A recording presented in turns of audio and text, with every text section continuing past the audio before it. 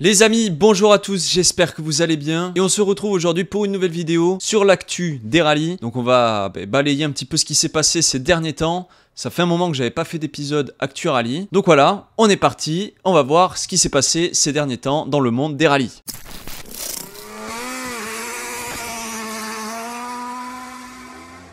Avant que la vidéo commence, oublie pas de t'abonner à la chaîne YouTube, à liker la vidéo, c'est très important pour me soutenir. Et on est parti avec la première actu de cet épisode. On commence avec l'actu la plus récente et on connaît désormais le nouveau champion d'Europe des rallyes.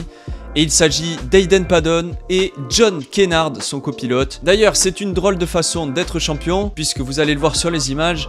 Ayden Paddon a abandonné sur ce rallye du Bærum en République tchèque. Et après une superbe saison d'ailleurs, il avait réalisé une très belle saison.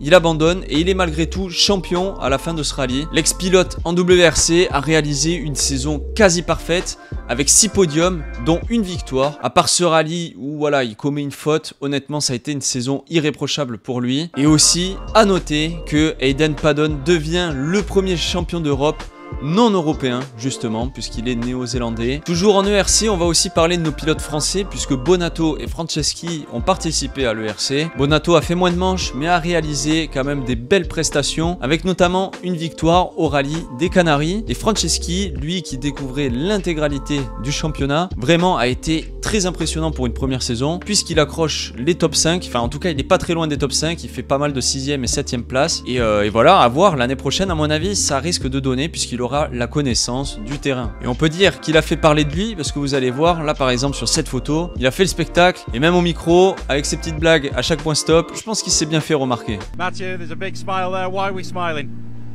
Because have you seen my car? Donc voilà, c'était la première actu et on passe à la suivante.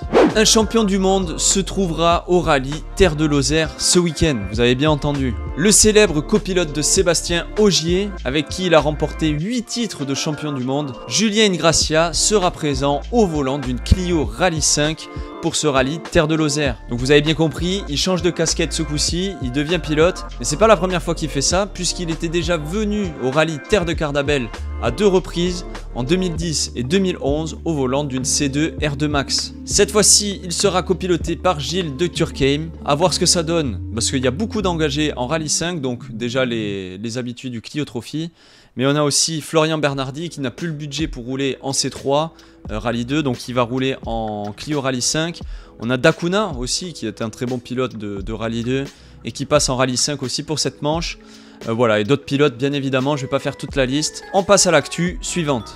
La Fiesta Rallye 3 se refait une beauté. Suite à la sortie de la Clio Rallye 3, qui a d'ailleurs eu un succès phénoménal, la Fiesta se devait de se remettre à niveau, même si elle avait déjà eu quelques évos auparavant. Là elle se met vraiment à jour pour être au niveau de la Clio Rallye 3. Il y a eu pas mal de modifications comme par exemple le bouclier avant qui change, qui va améliorer la circulation de l'air et donc le refroidissement. On a aussi de nouveaux rétroviseurs qui seront plus petits et plus solides. Et aussi pour finir en niveau aérodynamique, un nouvel aileron, et en fait cet aileron c'est tout simplement celui de la Fiesta Rallye 2 qui a été repris pour cette Fiesta Rallye 3. Au niveau des améliorations mécaniques, on peut noter comme grosse évolution une boîte de vitesse plus courte qui permettra d'avoir plus de couple pour la Fiesta, et les amortisseurs ont été revus, que ce soit sur asphalte et sur terre, dans le but déjà d'avoir un meilleur châssis, mais aussi d'améliorer le refroidissement des freins.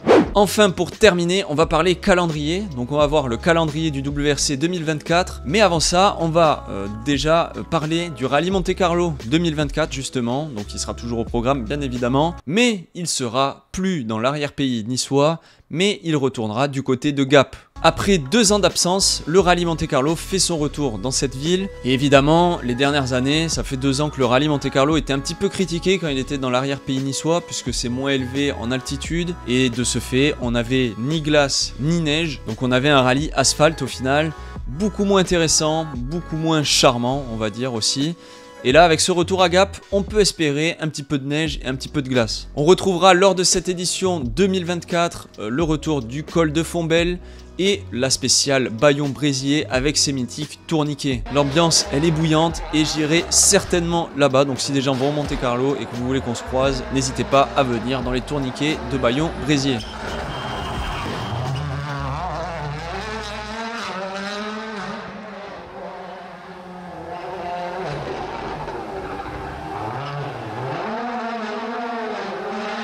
Je vous laisse avec l'image du programme. Moi, la seule chose que j'aurai à commenter, c'est mon avis perso, mais je regrette un peu l'absence de la spéciale Notre-Dame-du-Los Jarjaï.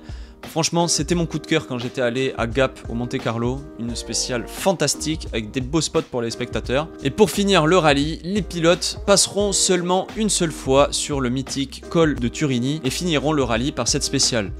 Toujours, on va dire, dans la partie calendrier, on va voir un peu la tête qu'aura le calendrier en WRC l'an prochain. Rien de certain, donc à prendre avec des pincettes, les amis, mais on devrait à peu près avoir ce calendrier-là, normalement. Peut-être qu'il y aura un changement. De toute façon, vous allez voir, il n'y a pas beaucoup de différence par rapport à l'année dernière. Donc, on se retrouve avec comme rallye, comme d'habitude, le traditionnel Monte Carlo comme ouverture, suivi du rallye de Suède. Et au lieu d'avoir la Croatie, on aura le Kenya qui s'avance beaucoup plus tôt dans la saison. Donc, il faudra voir au niveau des conditions climatiques si ça va changer quelque chose. Puisque là, ces dernières années, on avait l'habitude d'avoir des pluies tropicales à cette période. Donc, à voir. Moi, je ne suis pas un expert en géographie. À voir les différences climatiques qu'il y aura, peut-être que ce sera un peu plus sec comme rallye du coup. Ensuite donc la Croatie qui n'a pas disparu, hein. Le Portugal, la Sardaigne, la Pologne qui fait son retour après quelques années d'absence, et ensuite on a la Lettonie avec la Finlande, donc la Lettonie qui remplace l'Estonie, et donc bon, c'est à peu près les mêmes rallyes, hein. Ils sont vraiment voisins on va dire entre guillemets, même si la Lettonie est un petit peu différente.